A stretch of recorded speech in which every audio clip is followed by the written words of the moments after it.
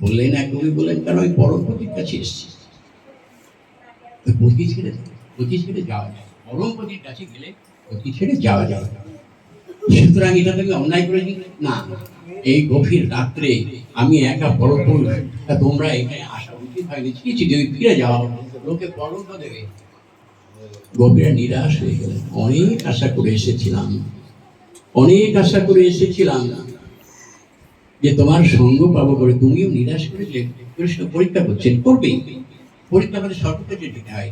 আমরা যেসব কাজ শিখি, হাতের কাজ শিখি, সেখানে পরীক্ষা দিতে হয়, স্কুল কলেজে পরীক্ষা দিতে হয়, সর্বত্র পরীক্ষা দেয়। পরীক্ষা না দিলে কোনো উপায় নেই। পরীক্ষা মানে যাচাই করা, তাকে যাচাই করে নেওয়া। সোনাটা কষ্টি পাথরে দিয়ে তো যাচাই করতে হবে, নাহলে তো থাকে কি নকল বোঝা যাবে না, আসল কি নকল সোনা বোঝাই যাবে। সর্বধর্মান পরিত্যাজ্য। তাহলে সবকিছু ছেড়ে অর্জুন, তুমি যদি আমার একান্ত শরণাগত হও। অর্জুন হচ্ছেন আমাদের রিপ্রেজেন্টেটিভ, অর্জুন হচ্ছে আমাদের প্রতিনিধি। আমাদের হয়ে কিন্তু অর্জুন সব একই করছেন, হুজুরে কিছু যে পঞ্চ পাণ্ডবের মধ্যে কৃষ্ণই হচ্ছেন অর্জুন। হ্যাঁ, পাণ্ডবানাং ধনঞ্জয়ম, আমি পাণ্ডব ধনঞ্জয়। অর্জুন তো সেটা জানে না, জানলে তো লীলা হবে না, যদি স্বরূপ প্রকাশ হয়ে যায় তাহলে তো লীলা হবে না। তো সেই জন্য তিনি তখনও জানান দেন। পরে যখন দেখলেন বিশ্বরূপ দর্শন করে, ওই রূপ দর্শন করে অর্জুন পর্যন্ত ভয়ে ভীত হয়ে এলেন। কৃষ্ণ দেখুন, ভক্তির কাছে ভগবান কেমন ভাবে, যদি কোন ছেলে, ছোট্ট ছেলে বাবাকে বলো, বাবা তুমি ঘোড়া হও, আমি তোমার কাঁধে চড়বো, বাবা নিশ্চয়ই সে ঘোড়া হয়ে যাবে। আর কাঁধে চড়ে গিয়ে বলে হ্যাট হ্যাট হ্যাট। ভগবান কৃষ্ণস্তু ভগবান স্বয়ং, তিনিও যে ভক্তির কাছে ওইভাবে জলের মতো, জল যখন একটা পাত্রে রাখেন, যে পাত্রে রাখেন জলের সেই ভগবান বললেন কৃষ্ণ, ভগবান এখানে কৃষ্ণ, কৃষ্ণ বললেন যে আমারও কোনো কিছু নেই, ভক্তির কাছে আমি ওইভাবে, তার কাছে বাধা রেখেছি, ভক্তির কথা রাখার জন্য আপনারা যদি চেষ্টা করেন। কিন্তু কথা হচ্ছে যে তিনি কিন্তু দর্পহারী মধুসূদন, এইটা মনে রাখতে হবে, দর্পহারী। তো দর্প দেখুন, দেবর্ষি নারদ বিনা যন্ত্রে তিনি নাম করতেন, সবসময় নাম করতেন। সেই নাম মালকে কোনো আমি আর অতটা পারবো না, ওকে দিয়েই ওটা সেই শুনবেন, আমি ভুলে যাচ্ছি, একটু টাচ দিয়েছি। আচ্ছা, তাহলে পরে যখন ওইভাবে আর কে ভক্ত ছিলেন, তা তো দেবসিংহতে একটা ছোট্ট কথা বলি। এখন ভগবান শ্রীকৃষ্ণ, ভগবান বলবো না, কৃষ্ণ, তিনি একবার ধান ধরলেন। দেবসিংহ অহংকার ছিল, আমি সর্বদা বিনা যন্ত্রে আমার প্রভুর নাম করে থাকি, তাহলে আমার আর কি করবে, আমার আর কি আছে, কোনো কিছু ব্যাপার নেই। তো দেবর্ষি নারদ এলেন, যশোদা মা প্রভু শুয়ে আছেন কেন? বলে দেখো না বাবা, আমার সকাল থেকে এত মাথায় যন্ত্রণা, বিছানা থেকে উঠতেই পারছে না, এত যন্ত্রণা, তাহলে বলো না তার বুদ্ধি ডেকে আনবো। কৃষ্ণ বললেন না, বুদ্ধিতে হবে না, বুদ্ধি অনেক টাকা হয়ে গেছে, কিছুই হবে না, বুদ্ধি হবে না। তো তাহলে কি করা যায়? প্রভু তোমার ব্যাধি কি করলে সারবে বলো দেখিনি। বলছেন ভক্তির যদি চরণ ধুলি হয়। দেখুন কৃষ্ণ ভক্তের কাছে বর্ষতা কিভাবে স্বীকার করে আছেন। ভক্তের জন্যই ভগবান, ভগবান যে ভগবানের জন্য আমরা কাছে শুধু তাই নয়, আমাদের কাছে আমাদের কানে স্বার্থ আছে, প্রভু এই অনেক কিছু কামনা বাসায় কাঁদি। কিন্তু যে নিষ্কাম ভক্ত হয় তারই চরণরস তিনি চেয়েছেন, ওই হচ্ছে ভক্ত। আর ভক্তি তার থেকেই আসে, প্রেম, ভক্তির সাথে প্রেম না দিলে হবে না। সেই প্রেম কোথায় রেখে গেছেন? এখানে রাধা কুণ্ডের উপরে রেখেছেন, রাধা কুণ্ডে রেখেছেন। একবার রাধা কুণ্ডে যেবার করে স্নান, কৃষ্ণ তারে রাধা সহ প্রেম করে দান।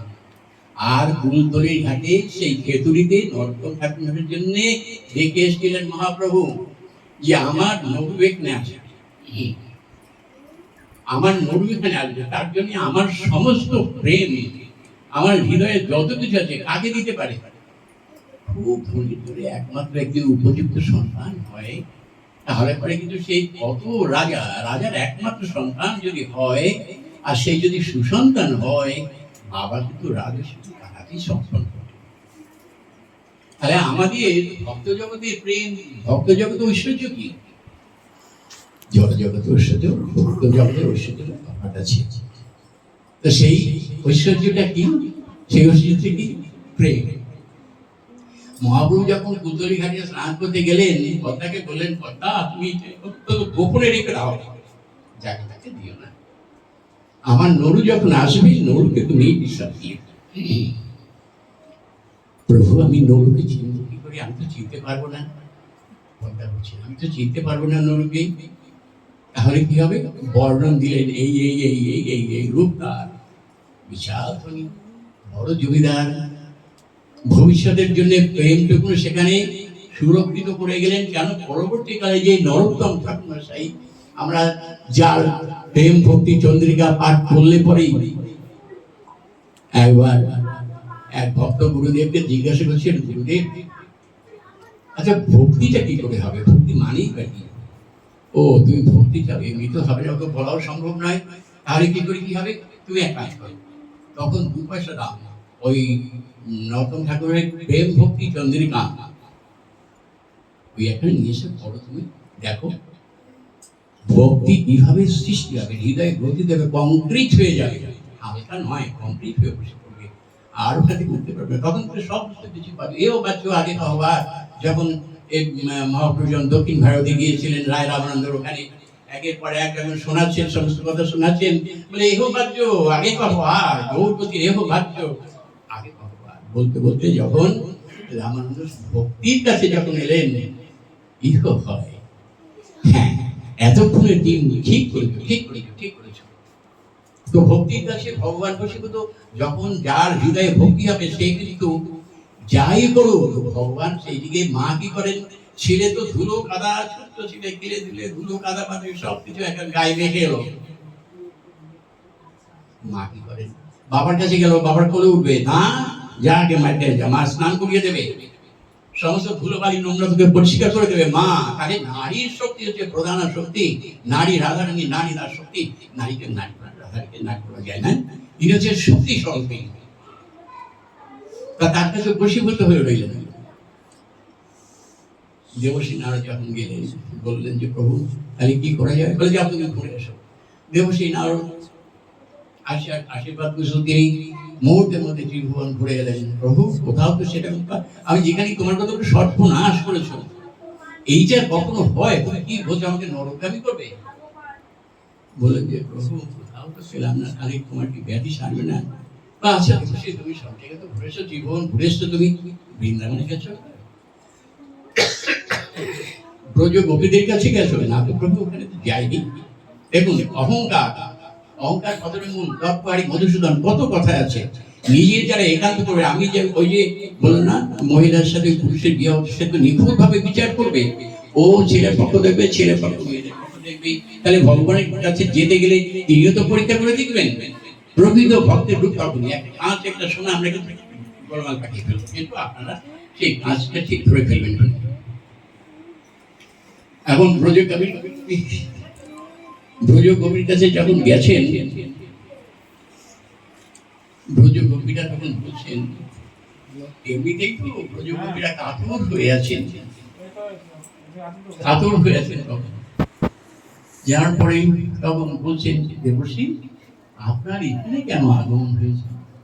বলে দেখো, আর কি বলবো, প্রভুর এমনই অবস্থা, এতই অবস্থা খারাপ, এমনই কঠিন ভাবে ব্যাধিগ্রস্ত হয়ে আছেন। উনি বলছেন, বলে কেন, কিসের জন্য? বলে বলছেন যে আমার এমন কোন ভক্ত আছে, তার যদি চরণ রজ ব্রজ রজ পাই, তাহলে পরে আমার ব্যাধি সারবে, নালে সারবে না। এখান তবে আমার এমন ভক্তের চরণ রজ যদি দিতে পারে। ব্রজ গোপীরা সবাই তখন হুড়ো হুড়ি করে গেল। দেখুন, ব্রজ প্রেম, যে প্রেমটি রেখে গেলেন রাধাকুণ্ডে রেখে গেলেন, গচ্ছিত করে রেখে গেলেন।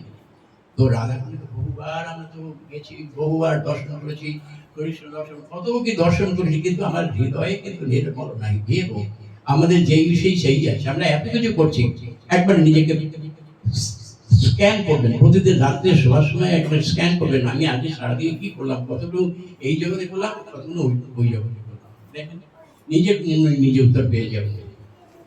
ব্রজ গোপীরা তখন বুঝছে, দেবশ্রী আমাদের চরণ ধরিতে যদি প্রভুর ব্যাধি সেরে যায় তাহলে পরে আমি দিচ্ছি, আমি তো হুড়ুড়ি পড়ে গেল, যেহেতু তো ভোজ প্রেম। এ তো মর্তযুগের প্রেম নয়, মর্তযুগে এটা হতে পারে না। ব্রজ প্রেম, ব্রজ গোপী, ব্রজগোপী কারে? রাধারানীর অংশ সব গোপীরা, কৃষ্ণের অংশ সব সখারা। এদের মধ্যে খুব লড়াই হতো, খুব লড়াই হতো। কৃষ্ণ সখাদের নিয়ে এসে ডান্ডাগুলি খেলেছেন গোবর্ধনে। তো সেই যখন তখন ব্রজগোপীদের দেবর্ষি নারদ প্রণাম করলেন, প্রভুর উদ্দেশ্যে প্রণাম করলেন। প্রভু, তুমি আমাকে এইভাবে শিক্ষা দিলে। আমার একটা অহংকার ছিল, আমার একটা অহংকার ছিল যে আমি ছাড়া ভগবানের কেউ ভক্ত নেই। গরুড় মহারাজ ভেবেছিলেন, গরুড় মহারাজ দেখুন বলরামের কত কাজ, কত যুগে কত লীলা করে কত ভগবানের সেবা একান্ত ভাবে করছেন। গরুড় মহারাজও এরকম ভাবে একান্ত ভাবে ভেবেছিলেন আমি তো ভগবানের বাহক, লক্ষ্মী মাতা আর নারায়ণের বাহক, আমরা কিসে কি আছে, কে কি করবে, আমাকে কেউ কিছু করতে পারবে না। অহংকার দরবারি মধুসূদন একদিন গরুকে ডাকলেন, গরু তুমি চলো তো আমার অহংকার, মানে চলুন প্রভু। তখন বললে সেদিন গরুকে পরীক্ষা করার জন্য কি করলেন, ওই বুড়ো আঙুলটা গরুর উপরে রাখলেন, শুধু বুড়ো আঙুলটা। গরুর তো সর্বশ্রেষ্ঠ, পাখিদের ভক্তিদের মধ্যে গরুর মহারাজ সর্বশ্রেষ্ঠ। ওই গরুর কিন্তু আবার সেই নিত্যানন্দ প্রভু এবং কতভাবে সেবা করছেন। তো গরুর মহারাজের ঘটনা আছে, বিনয়কে তার কদ্র দুই বোনের মধ্যে একটা অভিশাপ ছিল কদ্রকে ঠকায়। বিনতা ভালো ছিলেন, বিনতা নন্দন হচ্ছে পক্ষীরাজ, আর কদ্র হচ্ছে সব সাপ। দেখুন যে কুটিল হয় তার ওইভাবেই কুটিলতাই এসে যায়। আবার যে ভক্ত হয়, দেখুন গরু সর্বশ্রেষ্ঠ, ভগবানের উপরে রইলেন সবার, মানে এ অপূর্ব লীলা, সবার উপরে রইলেন। গরু তোমাকে আমি সবার উপরে রাখছি, কেন? তুমি ভক্ত শ্রেষ্ঠ, আর তোমার যে বলি বল শক্তি, সেই জন্য তোমাকে আমি গরু ধরি করে রাখলাম। যাই হোক, দেবশ্রী নারদ যখন এসে তাকে প্রণাম করলেন যে প্রভু আমার অপরাধ ক্ষমা করে দাও, কারণ তোমাকে যে ক্ষমা প্রার্থনা করছি, আমার খুব অহংকার ছিল, আমার থেকে আর কেউ শ্রেষ্ঠ নেই, তুমি এমন ভাবে আমাকে করবে। তো সেই দেবশ্রী নারদের ওই মাধ্যমে যে নাম মাহাত্ম্য প্রচার হয়েছে, সেই নাম মাহাত্ম্য আমি আর পারবো না, মাফ করে দেবেন। ওর কাছে শুনি, ঠিক আছে? আমি করতে পারলাম না, কারণ এতই শারীরিকভাবে অসুস্থ। তবুও ওর কথাটা রাখার জন্য আপনারা আশা করেছেন, কিন্তু আশা পূর্ণ হবে না আপনাদের। ওই দাদা যা প্রচার করলেন, ও তো আমি তার ধার কাছ থেকেও যেতে পারবো না। আমার সঙ্গে যে কোনো প্রচার করেন ধার কাছ থেকে সেই নাটকে শুনি যা বলেছেন, ওই যে আপনাদের স্বভাব হয়, ভক্তির স্বভাব হয়, সবাইকে উঠে তুলে ধরে নাটকে শুনিয়েছেন। তো এইটাই হচ্ছে কথা। সেই যদি আবার কোনদিন সৌভাগ্য হয়, আসবো, চেষ্টা করবো। এবার ওর মধ্যে আপনাদের সৎসঙ্গের একজন সৎসঙ্গ বা সাধুসঙ্গ সর্বশাস্ত্রে কয় লব মাত্র সাধু সঙ্গে কৃষ্ণ। লব মানে একটা অন্যকে অনেক টুকরো করলে পরে যে হয়, লব মানে খুনিকে সেই জন্য যদি কেউ সাধুসঙ্গ করে। সাধুসঙ্গের মহিমাটা কি? নামের মহিমা কি? মানে নামের মহিমা কি? নামের মহিমা, মহাপ্রভুর নামটা কলিযুগে কেন দিলেন? সংকীর্তন, সংকীর্তনৈক পিতর কমলায়তক্ষ। সংকীর্তন অর্থাৎ দুয়ে মিলে, দুটি ভাই, এসব দুটি ভাই গৌর নিতাই, দ্বিজ মুনি দ্বিজ রাজহে, আমি পুজিব চরণ এই অকিঞ্চন, রাখিব হৃদয় মাঝে, এসব দুটি ভাই গৌর নিতাই। তাহলে সেই নিতাই গৌর দুজন, ঔকার মানেই একটা গুণ নয়, সেই গুণ নিতাই এনেছেন গৌরকে। গৌর তো উপলক্ষ মাত্র, নিতাই যদি প্রচার করেছেন সেই নাম, যে নামে তারা জগাই মাথাইকে উদ্ধার করে, এমন আসনে উদ্ধার করে, সেই নাম মাহাত্ম্য অনুকে শুনুন। আমি এবারে একটু ছেড়ে দিই আজকে। অপরাধ চাইছি, অপরাধ ক্ষমা চাইছি সবার কাছে। बोलो वृंदावन बिहारी लाल की जय जय श्री राधे निताई गौर हरि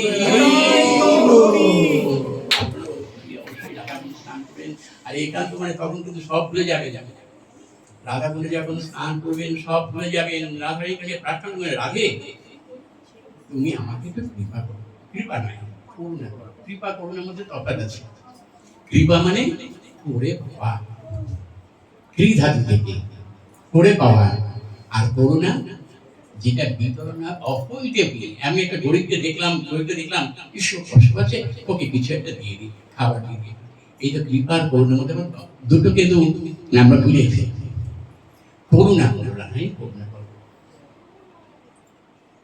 রাধে বড় ভাগিনী কোন তপস্যা কি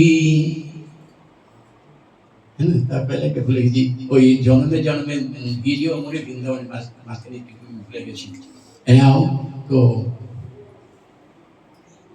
ওই শব্দে নাম করবেন নাম মাহাতো অসীম নাম মাহাতো নামের অসীম করুন নাম কি একমতো বলবেন না নামের বলছেন গৌর বললে নিদাই বললে তোমরা বলো গৌর যখন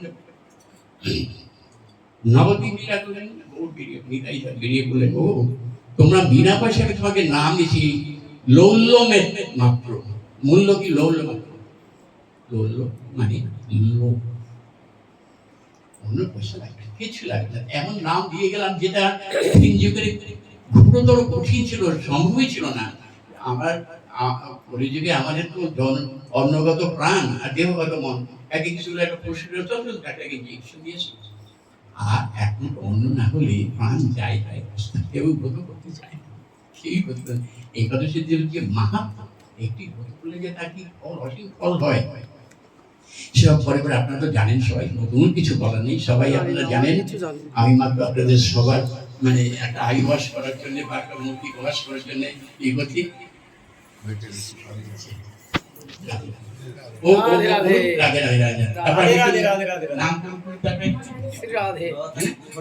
নাম মাত্র একটা তারপর আমরা মহামন্ত্র নাম